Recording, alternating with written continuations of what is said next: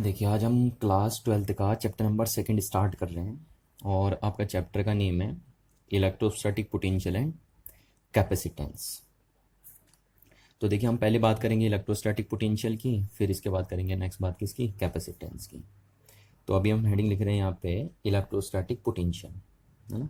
तो मैं यहाँ पे सिंपली इलेक्ट्रिक पोटेंशियल लिख दूंगा क्योंकि बार बार मैं इलेक्ट्रोस्टैटिक पोटेंशियल वर्ड का यूज़ नहीं करूँगा।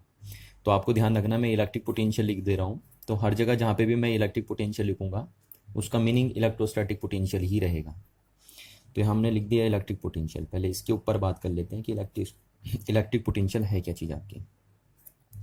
ये रियलिटी में इलेक्ट्रोस्टैटिक पोटेंशियल है ना। तो मैं यहाँ पे शॉर्टकट में उसे इलेक्ट्रिक पोटेंशियल लिख दे रहा हूँ, ये बात आपको ध्यान रखनी। तो इलेक्ट्रिक पोटेंशियल क्या चीज़ है देखिए ना। तो हम अगर कॉमन सेंस में बात करें, पहले जनरल वे में बात करें हम, कि इसके इंट्रोडक्शन टाइप की बात करें हम, तो जो हमारा इलेक्ट्रिक फील्ड होता है उसको रिप्रेजेंट करने के ना, उसको रिप्रेजेंट करने के टू वेज होते हैं आपके पास। इलेक्ट्रिक फील्ड को रिप्रेजेंट करने के कितने वेज हैं? टू वेज हैं। First is vector form, electric field का वेक्टर फॉर्म, और सेकंड होता है स्केलर फॉर्म। स्केलर फॉर्म, तो इलेक्ट्रिक फील्ड के वो रिप्रेजेंट करने के टू वेज हैं आपके पास, एक उसका वेक्टर फॉर्म है और एक स्केलर फॉर्म है। तो जब भी आप इलेक्ट्रिक फील्ड को वेक्टर फॉर्म में लिखते हैं तो उसका नेम आप कॉल करते हैं इलेक्ट्रिक फील्ड इंटेंसिटी, जो आप पढ़ चुके हैं, जिसको आपने ई लिखा है, ये प्रीवियस चैप्टर में हम कर चुके हैं। तो इलेक्ट्रिक फील्ड का जो वेक्टर फॉर्म है उसका नेम आप क्या देते हैं? Electric field intensity. जबकि इलेक्ट्रिक फील्ड का जो स्केलर फॉर्म होता है उसका नाम देते हैं आप इलेक्ट्रिक पोटेंशियल। इलेक्ट्रिक पोटेंशियल, और इसको सारी बुकों में वी लिखा रहता है, इसलिए मैं भी वी लिख दे रहा हूँ। तो ध्यान रखिए आप कि इलेक्ट्रिक फील्ड को रिप्रेजेंट करने के टू वेज हैं, one is a vector form, another is a scalar form. The vector form of electric field is known as electric field intensity, while the scalar form of electric field is known as electric potential या electrostatic potential. अच्छा, अब अगर हम second बात करें कि जो electrostatic potential आपका है, बेसिकली ये डिग्री ऑफ इलेक्ट्रिफिकेशन रिप्रेजेंट करता है ना। कि कोई भी बॉडी अगर हम बोल रहे हैं चार्ज है, तो कोई भी जो चार्ज बॉडी का पोटेंशियल होता है, कोई भी जो चार्ज बॉडी का क्या होता है? पोटेंशियल होता है, वो रिप्रेजेंट करता है उस बॉडी का डिग्री ऑफ इलेक्ट्रिफिकेशन। यानी हम बोल सकते हैं कि किसी भी बॉडी का अगर इलेक्ट्रोस्टैटिक पोटेंशियल हाई है तो इसका मीनिंग उस बॉडी का क्या हुआ है? इलेक्ट्रिफिकेशन हाई अमाउंट में हुआ है। तो यहां से हम बोल सकते हैं कि जो हमारा degree of electrification of a body है, किसी भी बॉडी का जो डिग्री ऑफ इलेक्ट्रिफिकेशन है, यानी उसको कितने अमाउंट में हमने चार्ज दिया है, वो डायरेक्टली प्रोपोर्शनल है किसके? Electric potential, electric potential of the body, है ना। तो बॉडी का इलेक्ट्रिक पोटेंशियल जितना ज्यादा होगा उसका डिग्री ऑफ इलेक्ट्रिफिकेशन भी उतना क्या होगा? हाई होगा। तो अगर हम क्वालिटेटिव एनालिसिस में बात करें तो इलेक्ट्रोस्टैटिक पोटेंशियल, किसी भी बॉडी का इलेक्ट्रोस्टैटिक पोटेंशियल क्या रिप्रेजेंट करता है? कि उसका डिग्री ऑफ इलेक्ट्रिफिकेशन रिप्रेजेंट करता है ना। थर्ड अगर हम बात करें तो देखिए, अगर हम बात करें कि इलेक्ट्रोस्टैटिक पोटेंशियल का इंपॉर्टेंस क्या है ना, अभी तो हम इसका फिजिकल सिग्निफिकेंस में भी जाएंगे वैसे ये बात, पर यहां अगर हम देखें तो ये बहुत इंपॉर्टेंट कंसेप्ट है। इलेक्ट्रिक पोटेंशियल का जो कंसेप्ट है ये बहुत इंपॉर्टेंट है, ये पता करने के लिए कि जो डायरेक्शन होगा, direction of flow of charge, वो क्या होगा। यानी आप इलेक्ट्रिक पोटेंशियल के कंसेप्ट के बेस पे बता सकते हैं कि जो डायरेक्शन होगी फ्लो ऑफ चार्ज की वो क्या रहेगी। ठीक है, तो हम यहां से बात करते हैं the concept of electric potential is important to find the direction of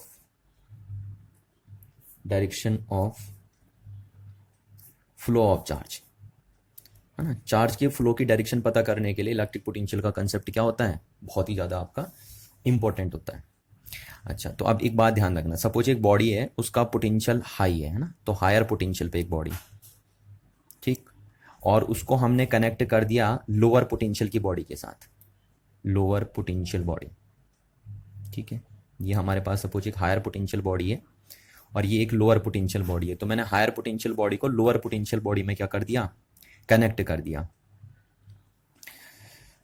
तो आप देखेंगे कि जो पॉजिटिव चार्ज होता है ना, पॉजिटिव चार्ज, वो हमेशा हायर पोटेंशियल से लोअर पोटेंशियल में मूव करता है।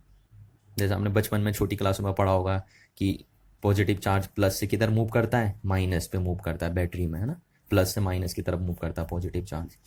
तो पॉजिटिव चार्ज हमेशा हायर पोटेंशियल से लोअर पोटेंशियल में मूव करता है, और नेगेटिव चार्ज जिसको आप इलेक्ट्रॉन भी बोलते हैं, वो हमेशा किधर मूव करता है, लोअर पोटेंशियल से हायर पोटेंशियल में मूव करता है। तो इस तरीके से आपको ध्यान रखना है कि जो इलेक्ट्रोस्टैटिक पोटेंशियल का कंसेप्ट है वो direction of flow of charge को बताने में भी बहुत मदद करता है। ठीक है, जब जैसे एक हायर पोटेंशियल बॉडी, एक लोअर पोटेंशियल बॉडी, हम दोनों को कनेक्ट कर देते हैं, तो पॉजिटिव चार्ज फ्लो होता है from high potential body to low potential body, जबकि नेगेटिव चार्ज फ्लो होता है from low potential body to high potential body. और अगर सपोज दोनों बॉडी का पोटेंशियल सेम हो जाए, यानी ये दोनों इक्वी पोटेंशियल बन जाए दोनों बॉडी, तो चार्ज का फ्लो होना क्या हो जाता है, बंद हो जाता है ना। इस बात को भी आपको ध्यान रखना है कि जो flow of charge, the flow of charge stops as soon as the potential, potential means electric potential की बात यहां पे हो रही है, of two bodies become equal. जैसे ही दोनों बॉडी का पोटेंशियल इक्वल होता है तो उनमें फ्लो ऑफ चार्ज क्या हो जाता है, स्टॉप हो जाता है। इस बात को आपको ध्यान रखना है। तो ये तो रही बात। अच्छा, तो ये तो जनरल बातें थी हमारे पास, है ना। इलेक्ट्रोस्टैटिक पोटेंशियल की हम बोल सकते हैं कि अलग अलग टाइप्स, हम फिजिकल डेफिनेशन बना रहे हैं एक तरीके से, है ना, कोई मैथमेटिकल डेफिनेशन हम नहीं बना रहे हैं। तो इतनी सारी फिजिकल डेफिनेशन हमने बना दी इसकी। अब हम ये बोल सकते हैं, जैसे मैं आपसे फिजिकल डेफिनेशन पूछूं इलेक्ट्रिक पोटेंशियल की, तो आप बोल सकते हैं कि sir it is a scalar form of electric field. तो scalar form of electric field is also known as electric potential, या electric potential of a body is generally calculation of its degree of electrification. तो इस तरीके से आप बोलते हैं। What is the most important application of electric potential is it is very helpful to find the direction of flow of charge, and positive charge is always will flow from higher potential body to lower potential body, while negative charge is always will flow from lower potential body to higher potential body। जैसे आपको पता है ना, heat में होता है, heat हमेशा किधर फ्लो करती है, high temperature body to low temperature body, spontaneously, है ना। वैसे हीट लो टू हाई भी करती है फ्लो, पर उसके लिए आपको एक्सटर्नल एजेंसी की जरूरत पड़ती है, जैसे रेफ्रिजरेटर में होता है आपका। तो रेफ्रिजरेटर का जो कंप्रेसर होता है वो क्या करता है, लो से हाई में हीट फ्लो करवाता है, बट विदाउट एक्सटर्नल एजेंसी के हमेशा चीज क्या करती है, हाई से लो में फ्लो करती है, चाहे वो टेम्परेचर हो चाहे फ्लूइड हो। फ्लूइड में भी फ्लूइड किधर फ्लो करता है, high pressure region to low pressure region. तो सिमिलरली जैसे हीट फ्लो करती है high temperature body to low temperature body spontaneously, fluid flow करता है from high pressure region to low pressure region. इसी तरीके से electric charge is always be flow from higher potential region to lower potential region. And here we deal about positive charge है, मैं बात positive charge की कर रहा हूं। अच्छा, अब हम बनाएंगे इसकी मैथमेटिकल डेफिनेशन। इलेक्ट्रिक पोटेंशियल की क्या बनाएंगे हम, मैथमेटिकल डेफिनेशन। तो मैथमेटिकल डेफिनेशन बनाने से पहले मैं आपको दो चीजें बता दूं, उस चीज को आपको ध्यान रखना है। देखिए, हम कोई भी डेफिनेशन बनाएंगे तो हम दो चीजें लेके चलेंगे, ध्यान रखना। इलेक्ट्रिक पोटेंशियल या कोई भी डेफिनेशन अगर हम इस चैप्टर में बना रहे हैं तो उनको बताने के लिए हम दो चीजें लेके चलेंगे। एक हमारा होगा सोर्स चार्ज, क्या होगा हमारा, एक सोर्स चार्ज, और दूसरा हमारा होगा टेस्ट चार्ज। अब आपको ध्यान रखना है कि हम जो सोर्स चार्ज लेंगे वो भी हमारा पॉजिटिव होगा, और जो टेस्ट चार्ज होगा वो भी हमारा पॉजिटिव होगा, ठीक। और टेस्ट चार्ज हमारा क्या होगा, वेरी स्मॉल होगा, बहुत ही छोटा होगा, ताकि सोर्स चार्ज को क्या ना कर पाए, डिस्टर्ब ना कर पाए। तो सोर्स चार्ज का काम होगा इलेक्ट्रिक फील्ड को क्रिएट करने का, और टेस्ट चार्ज का काम होगा इसके इलेक्ट्रिक फील्ड, सोर्स चार्ज के बनाए हुए इलेक्ट्रिक फील्ड को एक्सपीरियंस करने का, है ना। और किसके थ्रू एक्सपीरियंस करेगा वो, फोर्स के थ्रू एक्सपीरियंस करेगा। तो आपको ध्यान रखना है कि सोर्स चार्ज भी हम पॉजिटिव लेंगे जितनी भी डेफिनेशन बनाएंगे, और टेस्ट चार्ज भी हम क्या लेंगे, पॉजिटिव लेंगे। जहां पे आपका टेस्ट चार्ज बहुत स्मॉल होगा, सोर्स चार्ज आपका छोटा भी हो सकता है, बड़ा भी हो सकता है ना। तो ये दो लेके चलेंगे। अच्छा, हम पॉजिटिव ही क्यों लेके चलते हैं, क्या कोई नेगेटिव नहीं हो सकता? तो ध्यान रखिए, आप टेस्ट चार्ज तो कभी भी नेगेटिव नहीं लेके चलेंगे, पर सोर्स चार्ज में भी हो सकता है आपका नेगेटिव हो। पर हम जब डेफिनेशन बनाएंगे तो हम अपने कन्वीनियंट के लिए सारी चीज़ें पॉजिटिव लेके चलते हैं ना। तो जहां जहां पे हमारे पॉजिटिव आते रहेंगे आप वहां पे क्या रखेंगे, अगर आपका चार्ज सोर्स चार्ज नेगेटिव है तो आप वहां पे नेगेटिव प्लेस करते रहेंगे।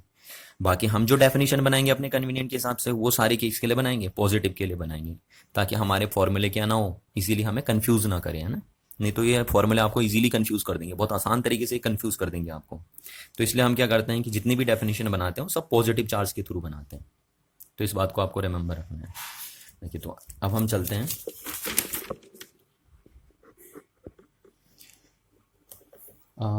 इलेक्ट्रिक पोटेंशियल की डेफिनेशन हमें बनानी है ना, मैथमेटिकल डेफिनेशन हमें इलेक्ट्रिक पोटेंशियल की बनानी है।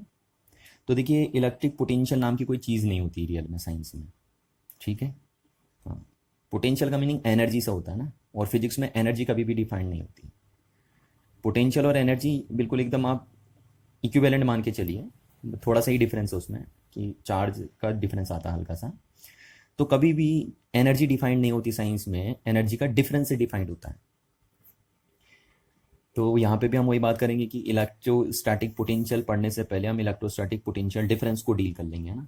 तो हमारी हेडिंग रहेगी electrostatic potential difference, electrostatic potential difference, ठीक है।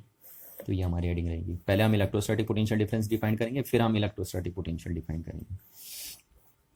तो सपोज हमारा एक चार्ज ये है, ये मैंने पॉजिटिव चार्ज लिया, इसका नाम मैं दे देता हूँ सोर्स चार्ज, ठीक है। ये हमारा हो गया क्या, सोर्स चार्ज। अब ये अपना इलेक्ट्रिक फील्ड क्या करेगा, क्रिएट करेगा। मैं आपसे पहले भी बता चुका हूँ, हम सोर्स चार्ज को क्या ले रहे हैं, पॉजिटिव ले रहे हैं, अदरवाइज आप नेगेटिव भी ले सकते हैं, कोई दिक्कत नहीं। बट हमारे फॉर्मूले इजीली हमें कंफ्यूज ना करें, इसलिए हम पॉजिटिव लेके चलिए। तो ये हमारा सोर्स चार्ज है। अब ये सोर्स चार्ज सपोज इस एरिया में अपना इलेक्ट्रिक फील्ड क्रिएट कर रहा है, ये इलेक्ट्रिक फील्ड है इसका बनाया हुआ। आपको पता है सोर्स चार्ज का इलेक्ट्रिक फील्ड किस फॉर्म में स्प्रेड होता है, स्फेरिकल शेप में स्प्रेड होता है। तो ये सोर्स चार्ज और ये इसका बनाया हुआ इलेक्ट्रिक फील्ड है। अब इस इलेक्ट्रिक फील्ड में हम कोई दो पॉइंट ले लेते हैं, देखिए कोई दो पॉइंट ले लेते हैं, क्योंकि डिफरेंस डिफाइन करना है तो दो पॉइंट आपको लेने पड़ेंगे। और ये दोनों पॉइंट कहाँ के हैं, ये दोनों पॉइंट इलेक्ट्रिक फील्ड के पॉइंट है। तो ये हमारा पॉइंट नंबर बी है और ये हमारा पॉइंट नंबर ए है। ये दो पॉइंट मैंने इलेक्ट्रिक फील्ड के ले ली। तो अब क्या है, देखो अगर मैं किसी पॉजिटिव टेस्ट चार्ज को यहाँ पे रखता हूँ, है ना, यहाँ पे मैंने पॉजिटिव टेस्ट चार्ज रखा, तो यहाँ पे उस पर जो फोर्स लगेगा, आपको पता है जो फोर्स लगता है वो क्या होता है, के Q1 Q2 upon R square, इन दोनों के बीच की डिस्टेंस। तो इस पर एक इलेक्ट्रोस्टैटिक फोर्स लगेगा। अगर हम इस टेस्ट चार्ज को यहाँ पे इलेक्ट्रिक फील्ड के ए पॉइंट पे रखते हैं तो इस पर एक इलेक्ट्रोस्टैटिक फोर्स लगेगा। और इस इलेक्ट्रोस्टैटिक फोर्स की क्या डायरेक्शन होगी, आउटवर्ड डायरेक्शन, है ना। आपको पता है इलेक्ट्रोस्टैटिक फोर्स हमेशा line joining along the two charges लगता है। तो इधर को एक आउटवर्ड डायरेक्शन में इस पे इलेक्ट्रोस्टैटिक फोर्स ऑफ रिपल्सन काम करने लग जाएगा।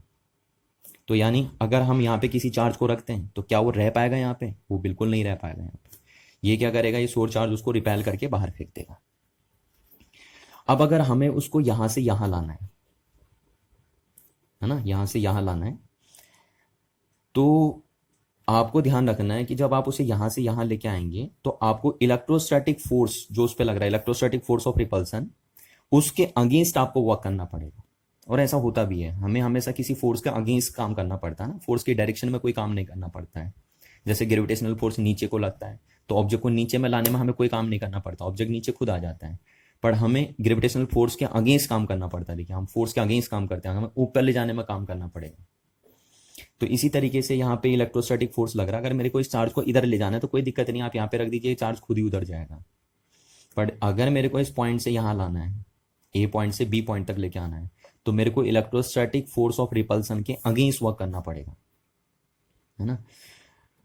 तो हम एक टेस्ट चार्ज लेके आते हैं, उस टेस्ट चार्ज को इलेक्ट्रिक फील्ड के एक पॉइंट से दूसरे पॉइंट तक ले जाने में, देखिए ना, ये पॉइंट से यहाँ तक ले जाने में हमें वर्क करना पड़ेगा। यहाँ से यहाँ तक हमें नहीं वर्क करना पड़ेगा। अगर मेरे को बी से ए ले जाना है तो मेरे को वर्क नहीं करना पड़ेगा, हमें वर्क फोर्स के अगेंस्ट करना पड़ता है। तो हम बी से ए तक, ए से बी तक लाने में वर्क करेंगे।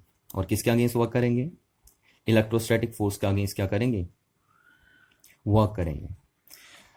और जब आप लाएंगे तो आप एक बात का ध्यान रखेंगे कि ये चार्ज एसिलरेट नहीं होना चाहिए, है ना, एसिलरेट नहीं होना चाहिए, क्योंकि इसको आप विदाउट एसिलरेशन लेके आएंगे, विदाउट एसिलरेशन लेके आएंगे। अब विदाउट एसिलरेशन लाने का तरीका क्या है, देखिए सपोज इस पॉइंट पे ये चार्ज इस पॉइंट पे लगा रहा है 100 न्यूटन का फोर्स। मैं तरीका बता देता हूँ। इसको जब यहाँ लेके आना है, ए पॉइंट से बी पॉइंट तक लेके आना है, तो विदाउट एसिलरेशन लेके आना है आपको इसको, है ना, विदाउट एसिलरेशन। यानी विदाउट एसिलरेशन कैसे लाएंगे, देखिए जब अगर सपोज ये चार्ज यहाँ पे रखा है ए पॉइंट पे और इस पे 100 न्यूटन का फोर्स लग रहा है यहाँ पे ए पॉइंट पे, तो आपको 100 से थोड़ा सा ज्यादा देना, बस इसे फोर्स थोड़ा सा ज्यादा, बिल्कुल 100 से थोड़ा सा ज्यादा। कितना छोटा, 10⁻�0, मतलब बहुत छोटा सा देना है। तो ऐसे आप लेके आते रहेंगे, हर बार उतना ही फोर्स देते रहेंगे। जैसे यहाँ पे सपोज उस पर 200 न्यूटन लग रहा है, यहाँ पे 300 न्यूटन लग रहा है, तो आप हर बार जितना उस पर लग रहा है उससे थोड़ा सा ज्यादा देते रहेंगे बस, ताकि वो मूव भी करे, है ना। नहीं तो वो मूव नहीं करेगा। देखो अगर यहाँ पे सपोज उस पर 100 न्यूटन लग रहा है इधर को, और अगर आपने 100 न्यूटन ही दे दिया उस पर, तो उस पर तो नेट फोर्स 0 हो गया, तो वो मूव ही नहीं कर पाएगा ना, यहाँ से यहाँ मूव ही नहीं कर पाएगा। तो आपको ध्यान रखना, आपको लाना भी है पर विदाउट एसिलरेशन इसको लेके आना है ना। तो आपके पास तरीका क्या होगा, आप क्या करेंगे, इसको हल्का सा, सपोज यहाँ पे उस पर 100 न्यूटन फोर्स लग रहा है, तो आप 100 से थोड़ा सा ज़्यादा देंगे फोर्स। और यहाँ पे जैसे 200 लग रहा है, तो आप 200 से थोड़ा सा ज़्यादा देंगे। यहाँ पे 300 लग रहा है, तो आप 300 से थोड़ा सा ज़्यादा देंगे। और यहाँ पे सपोज 400 लग रहा है, तो आप करेक्ट 400 देंगे। तो इस तरीके से आपका ये चार्ज यहाँ से यहाँ भी पहुँच जाएगा और विदाउट एसिलरेशन आएगा आपका, ठीक। तो हम बोलेंगे the amount of work done, जो भी अमाउंट ऑफ वर्क डन होगा आपका, the amount of work done on a per unit charge, on a per unit test charge, to bring it from point A to B in the electric field, against the electrostatic force of repulsion, is known as the electric potential difference between these 2 points B and A। तो ये बोल देंगे, ये बन जाएगी इनकी definition, है ना। यानी इलेक्ट्रिक फील्ड के जो 2 पॉइंट हैं बी और ई, इनके बीच में जो इलेक्ट्रोस्टैटिक पोटेंशियल का जो डिफरेंस है वो कैसे डिफाइंड होगा, वो डिफाइंड होगा the amount of work done, the amount of work done in carrying a unit positive test charge without acceleration from point A to B against the electrostatic force of the electric field.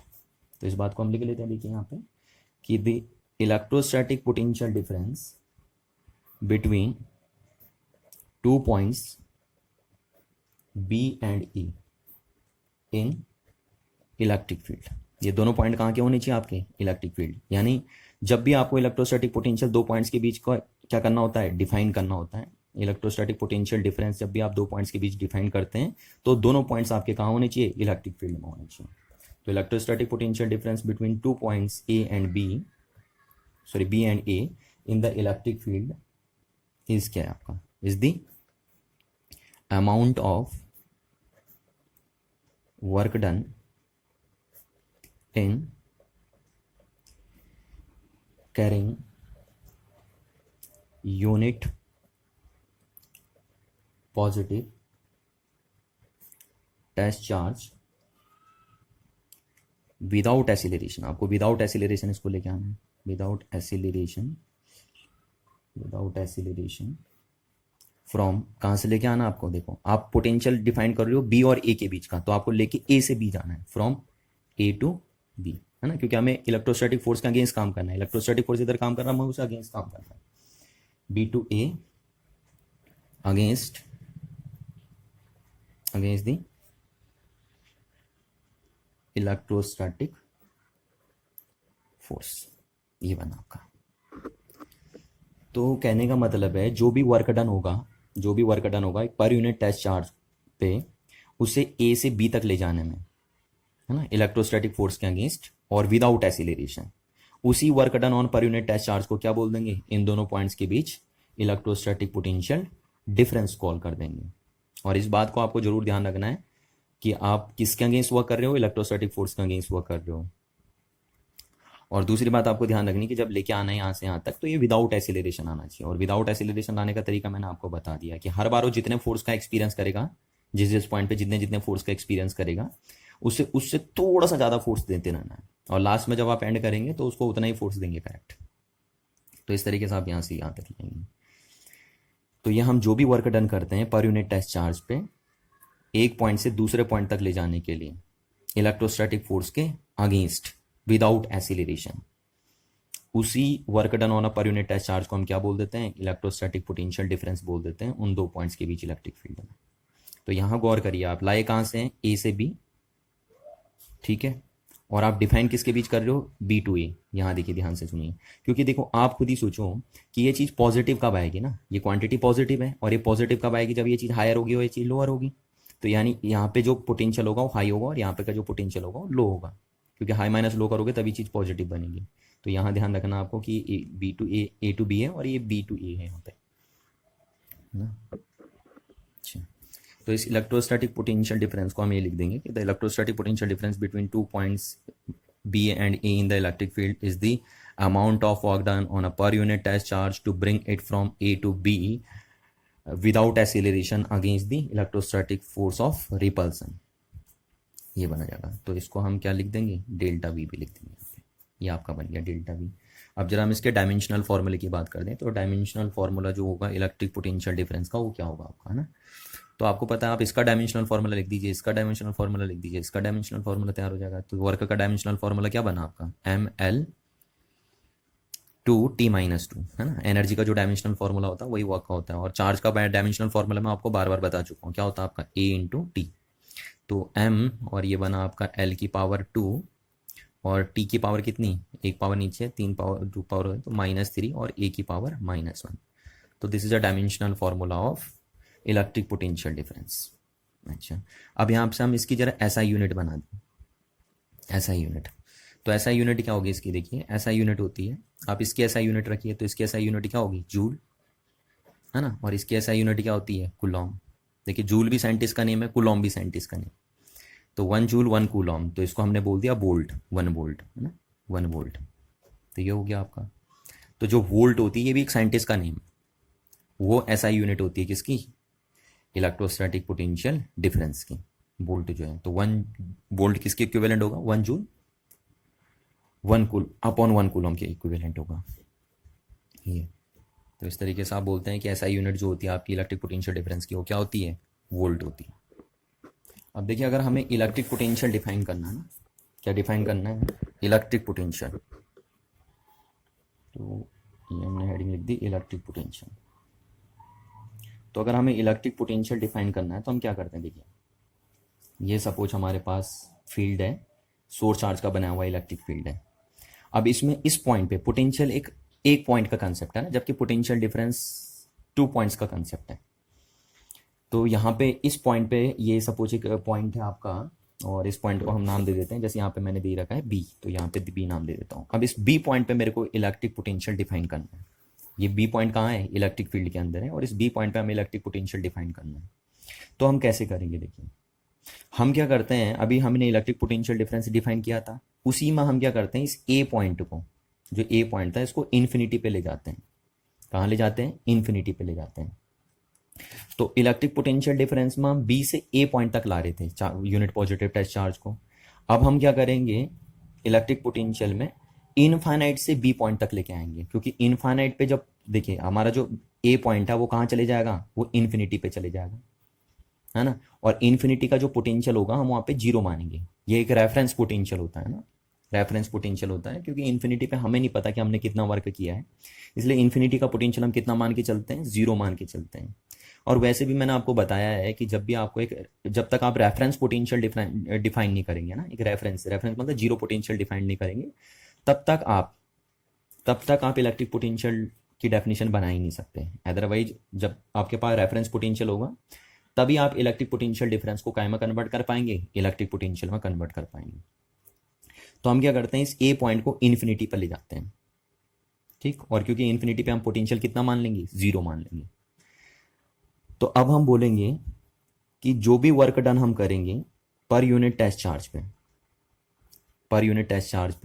उसको infinity से B point तक लाने के लिए electrostatic force के against without acceleration, वही work done on per unit test charge क्या बोला जाएगा, इस बी पॉइंट का पोटेंशियल बोला जाएगा।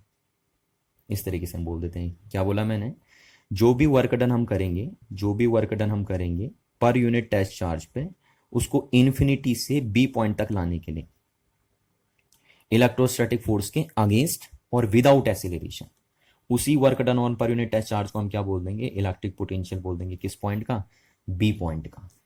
तो अगर आप बोलेंगे कि we can however define electric potential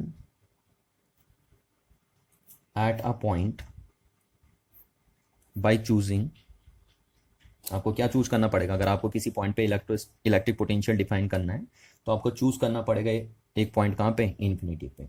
choosing the potential to be zero at infinity, क्योंकि हम इन्फिनिटी का पोटेंशियल कितना मान लेंगे, जीरो, है ना। तो इफ वी टेक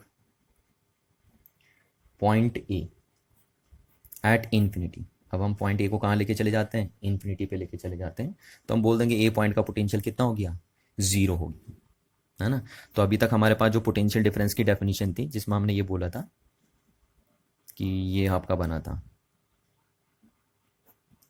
उसमें हम क्या पुट करेंगे, इसको हम इन्फिनिटी पे लगे, तो यहाँ पे हम लिख देंगे ए के सामने क्या लिख देंगे, इन्फिनिटी, ठीक है। तो इसी चीज़ को हम बोल देंगे ये हो गया आपका बी, और ये चीज़ आपकी कितनी हो गई, जीरो हो गई, minus zero is equal to, आप देखो इसको इन्फिनिटी लिखने की जरूरत नहीं है, क्योंकि हम दूसरा पॉइंट हमारा इनफाइनाइट पे, तो हम इसे बी लिख देते हैं सीधे सीधे, और ये प्लस क्यू नॉट हो गया, ठीक है। या चलो हम लिख देते हैं इसको, ये लिख दिया मैंने इन्फिनिटी टू बी, तो ये बन गया आपका इलेक्ट्रिक पोटेंशियल, है ना, यही हम कह रहे थे अभी।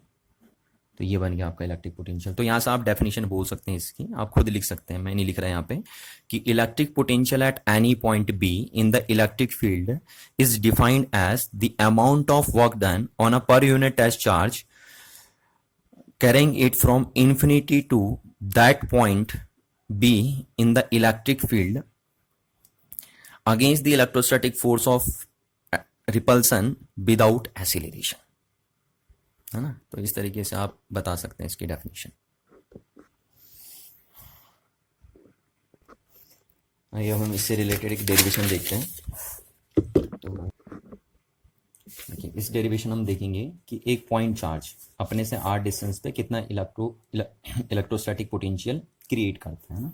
तो हम हेडिंग लिख लेंगे इलेक्ट्रोस्टैटिक पोटेंशियल। देखिए मैं बार बार आपसे कह रहा हूँ कि अगर मैं इलेक्ट्रिक पोटेंशियल भी लिखूँ तो आपको वही समझना है, electrostatic potential at any point due to a point charge, कि एक पॉइंट चार्ज किसी पॉइंट पे कितना क्या करता है, इलेक्ट्रिक पोटेंशियल क्रिएट करता है, उसको हम देख लेते हैं, ठीक है।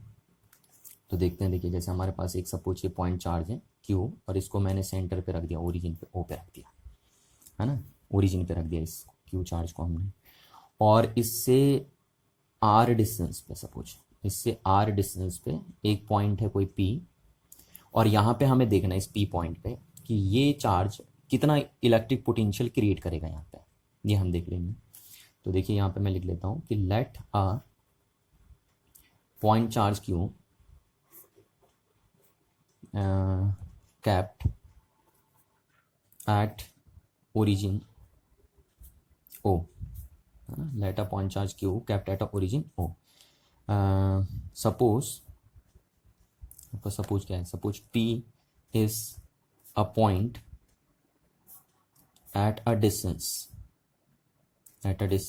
R, where we have to calculate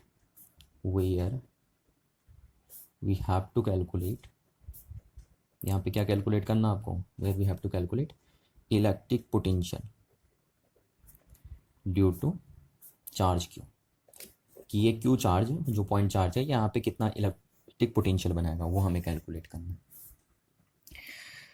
तो देखिए आप क्या करते हैं, आपको पता है इस डेरिवेशन को सॉल्व करने के लिए आप क्या करेंगे। देखिए पहले मैं आपको ट्रिक बता दूं कि आप सीधे सीधे पोटेंशियल की डेफिनेशन में जाए कि P पॉइंट पे जो पोटेंशियल होगा आप उसे कैसे डिफाइन करेंगे। P पॉइंट इसका इलेक्ट्रिक फील्ड का पॉइंट होगा, है ना, आपको पता है ये सोर्स चार्ज है, तो ये अपने यहाँ पे क्या क्रिएट करेगा, इलेक्ट्रिक फील्ड क्रिएट करेगा। तो इस इलेक्ट्रिक फील्ड में इस P पॉइंट पे जो पोटेंशियल होगा उसको आप कैसे डिफाइन करते हैं, उसको आप डिफाइन करते हैं work done on a per unit test charge, है ना, per unit test charge to bring it from infinity to point P without acceleration against the electrostatic force of repulsion. इस तरीके से आप डिफाइन करते हैं कि किसी भी पॉइंट पी पे जो पोटेंशियल होगा वो क्या होगा, अमाउंट ऑफ वर्क डन होगा, और ना पर यूनिट टेस्ट चार्ज पे उसको इन्फिनिटी से पी पॉइंट तक लाने में विदाउट एक्सीलरेशन और किसके अगेंस्ट आपको वर्क करना पड़ेगा, इलेक्ट्रोस्टैटिक फोर्स ऑफ रिपल्सन के अगेंस्ट आपको वर्क करना पड़ेगा। तो ये करिए आप। तो अगर आपको पी पॉइंट पे पोटेंशियल कैलकुलेट करना है तो आपको क्या करना पड़ेगा, आपको एक टेस्ट चार्ज लेके आना पड़ेगा। कहाँ से, इन्फिनिटी से लेके आना पड़ेगा। और कहाँ तक लेके आना पड़ेगा, पी पॉइंट तक लेके आना पड़ेगा।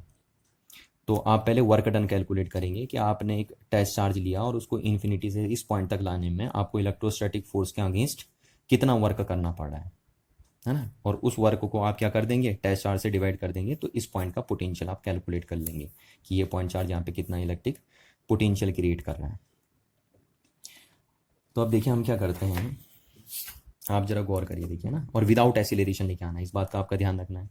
और मैंने आपको तरीका बता दिया कि विदाउट एक्सीलरेशन कैसे लेके आते हैं, कि हर बार ये चार्ज, हर बार जो टेस्ट चार्ज है वो जितने भी फोर्स का एक्सपीरियंस करेगा, इलेक्ट्रोस्टैटिक फोर्स ऑफ रिपल्सन का एक्सपीरियंस करेगा, उससे थोड़ा सा ज़्यादा देना आपको, यानी उसे स्मॉल स्मॉल करके लेके आना है ऐसे करके, ताकि उसकी वेलोसिटी आपको क्या लगे, कांस्टेंट लगे, है ना। तो एक कांस्टेंट वेलोसिटी के साथ उसे लेके आना है आपको, विदाउट एक्सीलरेशन लेके आना है। तो आप हर बार जितना वो फोर्स का एक्सपीरियंस करेगा उससे थोड़ा सा ज़्यादा फोर्स देंगे उसे। तो देखिए क्या है हमारे पास, अगर मैं इन्फिनिटी से लेके आना है ना, इस पॉइंट चार्ज को इन्फिनिटी से इस पॉइंट तक लेके आना है, तो हमें कितना वर्क करना है। तो वर्क इक्वल्स टू होता है आपका फोर्स इंटू डिस्प्लेसमेंट। ये होता है आपका वर्क का फॉर्मूला, फोर्स इंटू डिस्प्लेसमेंट, ठीक है। पर यहाँ पे आप जरा देखिए, ये वर्क का फॉर्मूला तब होता है जब थ्रू आउट डिस्प्लेसमेंट के लिए फोर्स क्या होता है, कांस्टेंट होता है। यानी पूरे एस डिस्प्लेसमेंट में फोर्स क्या बना रहे, कांस्टेंट बना रहे, तब आप वर्क डन ये करते हैं सीधे सीधे, ठीक है। बट यहाँ पे क्या है कि अगर देखो आप इस पॉइंट पे रखते हैं तो ये कुछ और फोर्स लगाएगा, यहाँ पे रखते हो तो और ज़्यादा फोर्स लगेगा, यहाँ पे रखते हो तो और ज़्यादा फोर्स लगेगा, और यहाँ पे रखते हो तो और ज़्यादा फोर्स लगेगा। तो जैसे जैसे आप टेस्ट चार्ज को नज़दीक लेके आते रहेंगे, उस पर इलेक्ट्रोस्टैटिक फोर्स का जो अमाउंट है वो चेंज होता रहेगा और इंक्रीज होता रहेगा। तो यानी कहने का मतलब है, इन्फिनिटी से लेकर पी पॉइंट तक आते आते ये टेस्ट चार्ज है ना, कहाँ से लेके आना आपको, इन्फिनिटी से लेके आना है और पी पॉइंट तक। तो इन्फिनिटी से पी पॉइंट तक लाते लाते जब आप इसको ला रहे हैं टेस्ट चार्ज को, तो ये सेम इलेक्ट्रोस्टैटिक फोर्स का एक्सपीरियंस नहीं कर रहा है। डिफरेंट पॉइंट पे उस पर जो इलेक्ट्रोस्टैटिक फोर्स लग रहा है वो डिफरेंट डिफरेंट है, और जैसे जैसे नजदीक आते जा रहा है उस इलेक्ट्रोस्टैटिक फोर्स का अमाउंट क्या होते जा रहा है, इंक्रीज होते जा रहा है।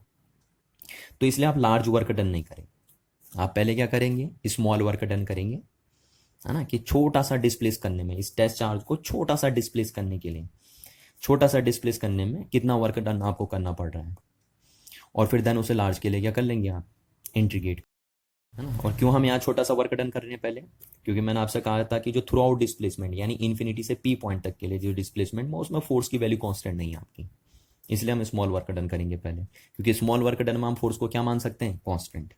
तो पहले स्मॉल वर्क डन कर लेंगे और फिर लार्ज के लिए उसे क्या कर देंगे, इंटीग्रेट कर देंगे।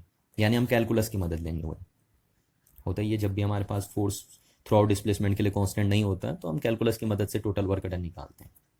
तो देखिए हम पहले दो पॉइंट कंसीडर कर लेते हैं। सपोज ये पॉइंट मेरे पास है ए और ये पॉइंट है बी, ठीक है।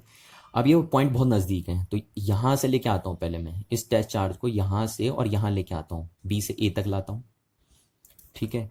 तो मेरे को इलेक्ट्रोस्टैटिक फोर्स के अगेंस्ट काम करना पड़ेगा, क्योंकि यहाँ पे और यहाँ पे उस पर जो इलेक्ट्रोस्टैटिक फोर्स लगेगा वो इस डायरेक्शन में लगेगा, तो मेरे को उसको इस डायरेक्शन में लेके आना है, और ध्यान रखना है विदाउट एक्सीलरेशन आपको लेके आना है उसको, ठीक। तो यहाँ से यहाँ तक लेके आते हैं हम। तो सपोज मैं मान लेता हूँ कि dx डिस्प्लेसमेंट में लेके आता हूँ उसे, छोटा सा डिस्प्लेस कराएंगे, और इस छोटे से डिस्प्लेसमेंट में ये पॉइंट बहुत ही नज़दीक है, देखिए आपस में इतने दूर नहीं है वो, तो मैंने विजुअलाइज करने के लिए आपको इतने दूर बनाए। तो हम पहले छोटा सा डिस्प्लेसमेंट करते हैं कि इस टेस्ट चार्ज को ए से बी तक यानी dx डिस्प्लेसमेंट तक ले जाने में हमें कितना वर्क करना पड़ेगा, और इतने, ये मैं कह रहा हूँ ये बहुत कम है आपका, तो इतने डिस्प्लेसमेंट में जो फोर्स लग रहा होगा उस टेस्ट चार्ज पे उसको हम कांस्टेंट मान सकते हैं। तो पहले हम वो जो छोटा सा डिस्प्लेसमेंट में वर्क डन हो रहा है उसको कैलकुलेट कर लेते हैं कि इस ए पॉइंट से बी पॉइंट तक ले जाने में कितना वर्क डन हमें इलेक्ट्रोस्टैटिक फोर्स का अगेंस्ट करना पड़ रहा है। तो सपोज ये P point A B point बोल दो, ये सपोज सेंटर से एक्स डिस्टेंस पे, ये हम मान लेते हैं कि ए पॉइंट है, बी पॉइंट कहाँ है, सेंटर से एक्स डिस्टेंस पे। कोई नहीं, तो आप ए को मान लो या बी को मान लो, क्योंकि दोनों पॉइंट बराबर ही डिस्टेंस में, बिल्कुल बहुत नज़दीक हैं दोनों पॉइंट। कह रहा हूँ मैं, डी एक्स कितना होता है, टेंड्स टू जीरो होता है ना। तो हम क्या करते हैं कि देयरफॉर हम बोलते हैं the small amount of amount of work done in carrying a unit positive test charge from, कहाँ से लेके आ रहे हैं, from A to B against the electrostatic force of repulsion इस, और आपको विदाउट एक्सीलरेशन लेके आना ना। तो यहां से यहां तक आपको कितना वर्क करना पड़ा, तो कितना वर्क करना पड़ा हमें इसे लिख देंगे D W is equals to, तो क्या होगा, फोर्स इनटू डिस्प्लेसमेंट। देखिए स्मॉल वर्क डन है ऐसे लिखते हैं, वर्क डन क्या होता है, स्केलर प्रोडक्ट होता है फोर्स का और डिस्प्लेसमेंट का। तो ये हो गया हमारा, तो इस डिस्प्लेसमेंट को हम यहाँ डी एक्स बोले हैं, तो इसलिए हम यहाँ डी एक्स लिख देते हैं ना, ये डिस्प्लेसमेंट हमारा यहाँ डी एक्स है। तो इतना वर्क डन करना पड़ेगा, और इस डिस्प्लेसमेंट में जो फोर्स लगेगा उस पर, उसको हम क्या मान सकते हैं, कांस्टेंट मान सकते हैं। तो अब अगर हम बोले हैं तो कितने फोर्स का एक्सपीरियंस होगा उसको, तो ए पॉइंट पे जो फोर्स का एक्सपीरियंस होगा वो कितना होगा, ए पे ले लो या बी पे ले लो, दोनों पॉइंट बहुत ही नज़दीक है ना। तो ए पॉइंट पे जो फोर्स का एक्सपीरियंस है ये वो है, ठीक है। तो ए पॉइंट पे जो फोर्स का एक्सपीरियंस होगा वो कितना होगा, आपको पता है 1/4πε0 Q0। ये जो चार्ज है यहाँ पे, टेस्ट चार्ज आपका यहाँ पे रखा है Q0, दूसरा होगा Q/r²। तो r मतलब इन दोनों के बीच की डिस्टेंस, तो कितनी दी है वो, x² दी है। तो ये हो गया। तो ए पॉइंट पे जब टेस्ट चार्ज रखा रहेगा, ए पॉइंट पे जब टेस्ट चार्ज, सॉरी ये बी के रख दिया, ए पॉइंट पे जब टेस्ट चार्ज रखा रहेगा आपका, तो उसको इतना इलेक्ट्रोस्टैटिक फोर्स का क्या होगा, एक्सपीरियंस होगा। तो अब हम यहाँ से लिख देते हैं कि जो वर्क डन हुआ वो कितना हो गया फिर आपका, है ना।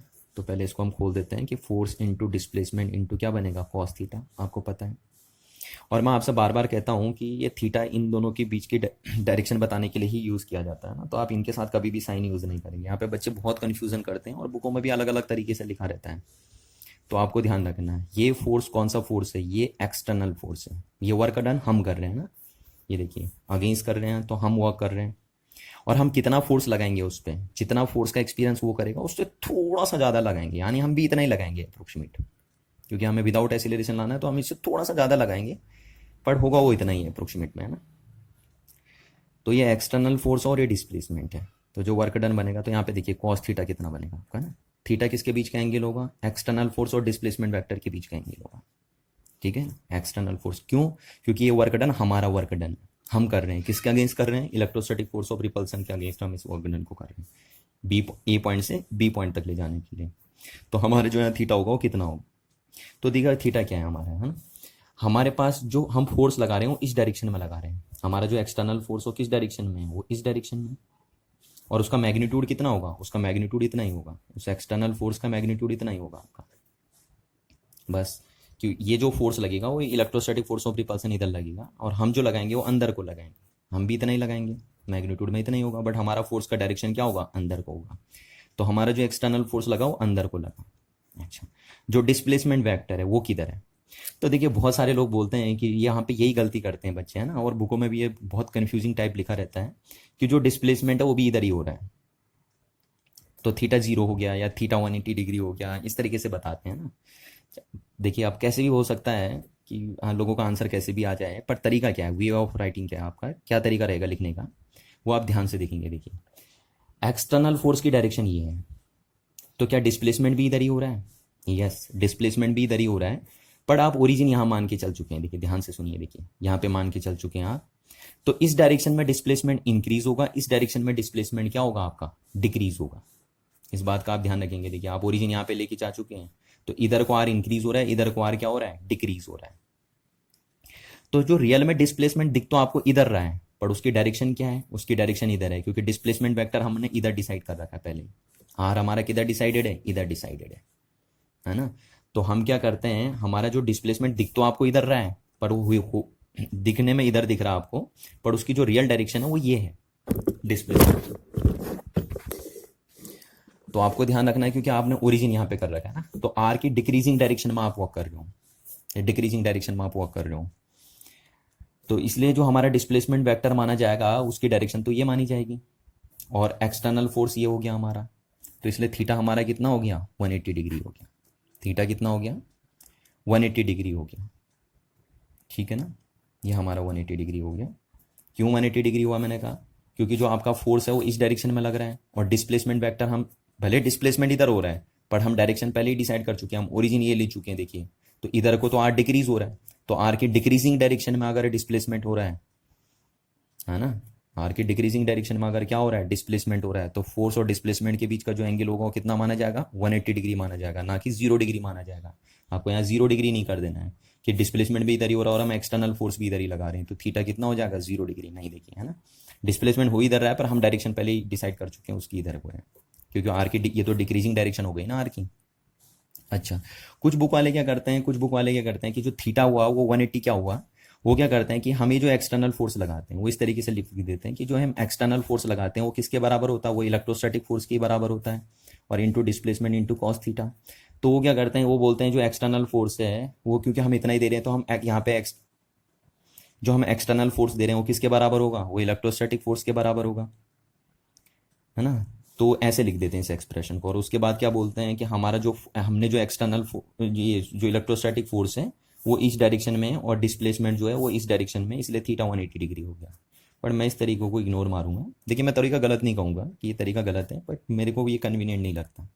हमारा कन्वीनियंट का तरीका यही है बिल्कुल एकदम, कि क्योंकि ये वर्क डन कौन कर रहा है, ये हम कर रहे हैं ना, भले हम उतना ही वर्क डन कर रहे हैं जितना इलेक्ट्रोस्टैटिक फोर्स कर रहा है। अगर इस पॉइंट पे इलेक्ट्रोस्टैटिक फोर्स वर्क डन करता तो इतना वर्क डन करता, हम भी उतना ही वर्क डन कर रहे हैं, बट ये फोर्स हमारा है ना, तो हम इसको रिप्लेस नहीं कर रहे हैं। हमने एक्सटर्नल फोर्स लगाया तो हमने इस डायरेक्शन में फोर्स लगाया, यानी डिस्प्लेसमेंट की डिक्रीजिंग डायरेक्शन में हमने क्या लगाया, फोर्स लगाया। और जब भी फोर्स डिस्प्लेसमेंट की डिक्रीजिंग डायरेक्शन में लगे, क्योंकि डिस्प्लेसमेंट वेक्टर हम इधर पहले डिसाइड कर चुके हैं, तो जब भी फोर्स डिस्प्लेसमेंट की डिक्रीजिंग डायरेक्शन में हो तो थीटा कितना हो जाएगा, 180 डिग्री हो जाएगा। तो इस बात को आपको गौर करना है ना, यहाँ कन्फ्यूजन नहीं करना। हर बुक में अलग अलग तरीके से लिखा रहता है, बुक वाले मैं कह नहीं रहा हूँ ऐसे समझाते देते हैं, देखिए बुक वाले ऐसे समझा देते हैं कि हम इस वर्क डन को किसके बराबर मानेंगे, क्योंकि हम एक्सटर्नल फोर्स उतना ही लगाएंगे जितना उस पर इलेक्ट्रोस्टैटिक फोर्स लगेगा, तो electrostatic force into displacement into cos theta.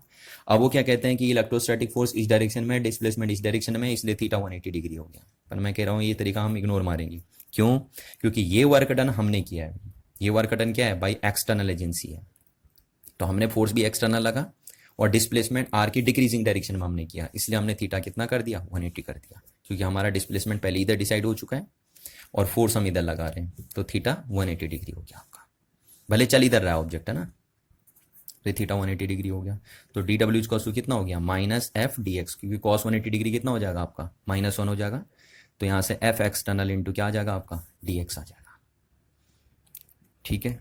अच्छा, अब ये एफ एक्सटर्नल आप कितना फोर्स लगाएंगे, आप कितना एक्सटर्नल फोर्स देंगे, तो आप भी तो इतना ही एक्सटर्नल फोर्स देंगे ना उसको, जितना फोर्स का एक्सपीरियंस वो करेगा उतना ही आपको देना है, उससे थोड़ा सा ज़्यादा देना है आपको, ध्यान रखना, क्योंकि अगर आप उतना ही देंगे तो वो मूव नहीं करेगा, वो वहीं पे अटक जाएगा, है ना, उससे यहाँ से यहाँ तक लाना आपको, तो थोड़ा सा उससे ज़्यादा देना पड़ेगा आपको, बट हम उस ज़्यादा को लगभग उतना ही मानेंगे, थोड़ा सा ज़्यादा है कह रहा हूँ मैं, टेंड्स टू 0।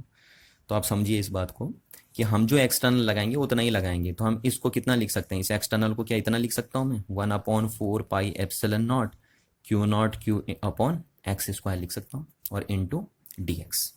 तो हम भी इतना ही फोर्स लगाएंगे, हम भी कितना लगाएंगे, इतना ही फोर्स लगाएंगे, तो इसलिए हमारा वर्क डन हो गया ये, एक क्वेश्चन नंबर बन गई हमारी कौन सी, फर्स्ट।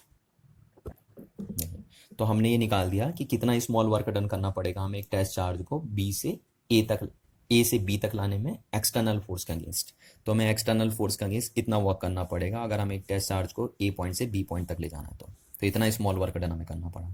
पर हमें ये वर्क डन थोड़ी ना करना था, ये तो कहाँ से कहाँ तक है, ए से लेकर बी तक का वर्क डन है, कि इस टेस्ट चार्ज को यहाँ से यहाँ तक लाने के लिए वर्क डन हमें निकालना था, इन्फिनिटी से इस पॉइंट तक लाने में कितना वर्क डन करना है, तो हमें स्मॉल वर्क डन को क्या कर देंगे, इंटीग्रेट कर देंगे। तो देखिए हम इसे इंटीग्रेट कर रहे हैं, तो देखिए हमारा क्या निकला, हमारा आया था D W A to B कितना आया था, -1/4 pi epsilon nought Q upon X square into D X आया था।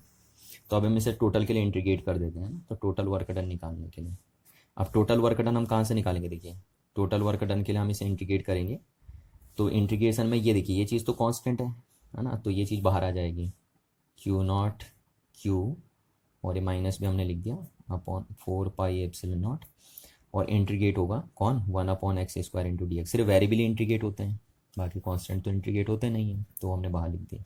अब इंटीग्रेट कहाँ से कहाँ करना है आपको, है ना, तो आपको कहाँ से कहाँ लेके आना है, इन्फिनिटी से आर डिस्टेंस तक लेके आना है। इन्फिनिटी से कहाँ तक लेके आना है, आर डिस्टेंस तक। तो इसलिए आप यहाँ से लिखते हैं इन्फिनिटी से आर डिस्टेंस पे लिखते हैं, ठीक है, इन्फिनिटी से आर डिस्टेंस पे लिखता हूँ। तो इक्वल्स टू, देखिए डिफरेंशिएशन से इंटीग्रेशन कर दिया, तो ये वर्क डन कहाँ से कहाँ हो गया, अब ए से बी नहीं बोला जाएगा, अब आपका बोला जाएगा इन्फिनिटी से बी पॉइंट तक का वर्क डन बोला जाएगा। और माइनस ये बना आपका क्यू नॉट क्यू अपॉन 4πε0। अब देखिए इसको आप इंटीग्रेट करेंगे तो इन्फिनिटी टू आर, और ये आपका एक्स की पावर -2 इंटू डी एक्स, ऊपर ले गया मैं इसको, है ना। अब आपको ये बात बहुत बार मैं पहले भी बता चुका हूँ कि एक्स की power n into D x का फॉर्मूला क्या होता है, एक्स की पावर n+1 अपॉन n+1 होता है। तो यहाँ से आप अगर निकालेंगे तो वर्क डन आपका आ जाएगा -Q0 Q अपॉन 4πε0, और इसका इंटीग्रेशन कितना हो जाएगा, देखिए यहाँ पे आप वैल्यू पुट करके देख लीजिए। तो अगर यहाँ पे आप स्क्वायर पुट करेंगे तो यहाँ पे 2 हो जाएगा, यहाँ पे 2 हो जाएगा, और ये माइनस का है तो ये माइनस हो जाएगा, और ये माइनस हो जाएगा, तो यहाँ माइनस आया, ठीक है। और एक्स की पावर कितनी आ गई, -1, तो उसको मैं नीचे ले गया, तो ये 1/x हो गया आपका, क्लियर है बात। और ये इन्फिनिटी टू क्या हो गया, आर हो गया। अब यहाँ पे हम infinity to B work done निकालते हैं, तो -Q0 Q, और ये माइनस माइनस में बाहर आया तो ये प्लस हो गया आपका, और ये 4πε0। अब देखिए पहले कौन सी लिमिट चढ़ती है, अपर लिमिट, फिर माइनस कौन सी लिमिट चढ़ती है, लोअर लिमिट, तो ये लोअर लिमिट चढ़ा दिया हमने, है ना। ये माइनस तो बाहर आ गया था पहले, ये तो डेफिनेट इंटीग्रल के फॉर्मूले में होता है, पहले अपर लिमिट फिर माइनस लोअर लिमिट। तो इन्फिनिटी से बी तक कितना वर्क करना पड़ा आपको, +Q0 Q अपॉन 4πε0 1/r, इतना वर्क करना पड़ा। और ये वर्क डन आपका पॉजिटिव आया है, देखिए, और आना भी चाहिए ना पॉजिटिव, क्योंकि हम ये वर्क डन करेंगे किसके against, electrostatic force of repulsion के अगेंस्ट। और ये सारा का सारा वर्क डन, आप ये बोल सकते हैं सारा का सारा वर्क डन स्टोर हो जाएगा इस चार्ज ऑब्जेक्ट के अंदर in form of its potential energy बन के। कि आप जितना भी वर्क डन करते हैं इलेक्ट्रोस्टैटिक फोर्स के अगेंस्ट एक चार्ज को इन्फिनिटी से बी पॉइंट तक लाने के लिए, वो सारा का सारा वर्क डन उस चार्ज के अंदर स्टोर हो जाता है, क्या बन के, उसकी इलेक्ट्रोस्टैटिक पोटेंशियल एनर्जी बन के। तो अगर हम बोलें कि इस चार्ज की बी पॉइंट पे जो इलेक्ट्रोस्टैटिक पोटेंशियल एनर्जी होगी क्या वो इतनी होगी, तो इसको हम ये भी लिख सकते हैं, पोटेंशियल एनर्जी को हम यू लिख देते हैं और बी मैंने सिंबल के लिए लिख दिया।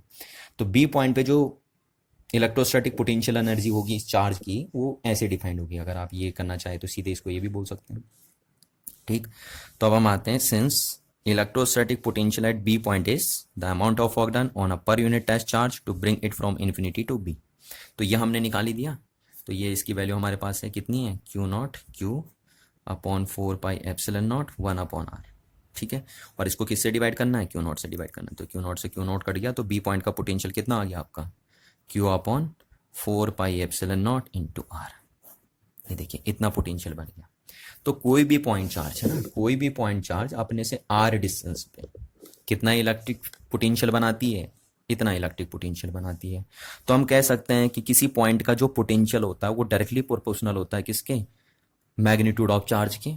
और दूसरा हम बोल सकते हैं कि किसी भी पॉइंट का जो पोटेंशियल होता है due to a point charge वो इनवर्सली वेरी होता है किसके साथ, डिस्टेंस के साथ। तो ये दो कंक्लूजन आप निकाल सकते हैं, है ना। तो किसी भी पॉइंट चार्ज का बनाया हुआ, किसी भी पॉइंट चार्ज का बनाया हुआ जो इलेक्ट्रिक पोटेंशियल है किसी पॉइंट पे, वो तीन बातों पे डिपेंड करता है। कौन कौन सी तीन बातें, एक तो वो चार्ज के मैग्नीट्यूड पे डिपेंड करता है कि सोर्स चार्ज का मैग्नीट्यूड कितना है। दूसरा वो डिपेंड करता है कि सोर्स चार्ज की डिस्टेंस ऑब्जर्वेशन पॉइंट से क्या है। और तीसरा डिपेंड करता है कि सोर्स चार्ज और ऑब्जर्वेशन पॉइंट के बीच मीडियम कौन सा है। इन तीन बातों पे ये डिपेंड करता है। तो कोई भी पॉइंट चार्ज अपने से आर डिस्टेंस पे इतना इलेक्ट्रोस्टैटिक पोटेंशियल क्रिएट करता है। तो ये फॉर्मूले को आपको ध्यान रखना है। जब भी मैं आपसे पूछूं कि कोई पॉइंट चार्ज अपने से आर डिस्टेंस पे कितना इलेक्ट्रोस्टैटिक पोटेंशियल बनाएगा, तो आपका आंसर होना चाहिए सर 1/4πε0 Q अपॉन आर, है ना। तो अब इसका अगर हम ग्राफ ड्रॉ कर दें, देखिए इसका अगर हम ग्राफ ड्रॉ कर दें आर वर्सेस पोटेंशियल का ना, क्योंकि आर इंडिपेंडेंट कोऑर्डिनेट है, पोटेंशियल डिपेंडेंट कोऑर्डिनेट है।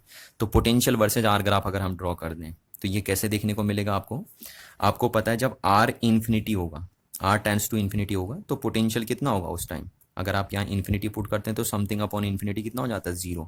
तो तब पोटेंशियल 0 होगा। और दूसरी बात, अगर आप आर 0 पुट करते हैं ना, व्हेन आर टेंड्स टू 0, जब आर 0 होगा तो पोटेंशियल कितना हो जाएगा, तो समथिंग अपॉन 0 कितना हो जाता है, इन्फिनिटी। तो ये बन गया। यानी कहने का मतलब है जब आर जीरो है तो आर जीरो है तो पोटेंशियल इन्फानाइट है, इन्फानाइट इसमें दिखाना हमें, तो हम यहाँ पे पैरेलल ड्रॉ कर देते हैं, ऐसे इस टाइप से पैरेलल कर देते हैं, क्योंकि इन्फिनिटी पे मीट होगी तो हमने पैरेलल लाइन ड्रॉ कर दी, है ना। जब आर जीरो होगा तभी इन्फिनिटी पे मीट करेगी। दूसरा, जब आपका आर इन्फिनिटी है तब पोटेंशियल जीरो है, यानी आर जब इन्फानाइट चले जाएगा तब पोटेंशियल जीरो जाएगा, तो हमने इसको भी इसके अबाउट पैरेलल कर दिया, इसके अलोंग भी हमने इसे पैरेलल कर दिया। यहाँ पे देखिए ये चीज़ है, ये पैरेलल कर दिया मैंने, है ना। एक्स एक्सेस, ये इस एक्सेस के अलोंग भी, आर के एक्सेस के अलोंग मैंने इसे पैरेलल कर दिया। तो अब इन दोनों चीज़ों को अगर हम ज्वाइन कर देते हैं तो इस टाइप से हमारा ग्राफ देखने को मिलता है हमें ये। तो ये हमारा क्या है, V inversely proportional to R का ग्राफ है, इतना पोटेंशियल। जबकि आपने इलेक्ट्रिक फील्ड देखा था ना, इलेक्ट्रिक फील्ड जो देखा था आपने कि एक पॉइंट चार्ज का जो इलेक्ट्रिक फील्ड था वो कितना था, 1/4πε0 Q/r² था। तो अगर हम उसका ग्राफ देखें तो उसका ग्राफ कुछ इस तरीके से आया था, आया था ना, ये ग्राफ होता है E प्रोपोर्शनल टू 1/r² का ग्राफ, इस तरीके से ग्राफ आता आपका। तो ये electric field due to a point charge था, ये electric potential due to a point charge है। अब यहाँ देखिए जरा, ये r² है और ये क्या है, r है। तो जो पोटेंशियल का ग्राफ है, ये देखिए जो पोटेंशियल का ग्राफ है, ये वाला ग्राफ पोटेंशियल का ग्राफ है, ये वाला ग्राफ जो आपका दिख रहा है, सॉरी ये वाला ग्राफ है ना पोटेंशियल का ग्राफ, ये वाला ग्राफ आपका पोटेंशियल का ग्राफ है। तो ये जो ग्राफ है वो कैसा है आपका, वो स्फेरिकली सिमेट्रिक है, स्फेरिकली सिमेट्रिक है, ठीक है। यानी पोटेंशियल वर्सेस आर का जो ग्राफ होता है वो कैसा होता है, स्फेरिकली सिमेट्रिक होता है। और जबकि ये जो आपका ग्राफ है, कौन सा ग्राफ, ई वर्सेज आर का ग्राफ, वो आपका हाइपरबोलिक था, हाइपरबोलिक सिमेट्रिक था ना, तो हाइपरबोलिक शेप का था, इस टाइप से आप बोल सकते हैं। प्योर हाइपरबोला तो नहीं है बट इस टाइप से आपको देखने को मिलेगा। तो आप बोल सकते हैं कि किसी भी पॉइंट चार्ज का जो इलेक्ट्रिक पोटेंशियल होता है वो स्फेरिकली सिमेट्रिक रहता है, ठीक है ना। कैसा रहता है, स्फेरिकली सिमेट्रिक रहता है। बट जबकि जो किसी भी पॉइंट चार्ज का बना हुआ इलेक्ट्रिक फील्ड है वो हाइपरबोलिकली सिमेट्रिक रहता है। तो इस बात को आपको ध्यान रखना है चीज को, ठीक है। तो ये ग्राफ आप देखिए, और कोई भी पॉइंट चार्ज कितना इलेक्ट्रिक पोटेंशियल बनाता है, इतना इलेक्ट्रिक पोटेंशियल बनाता है।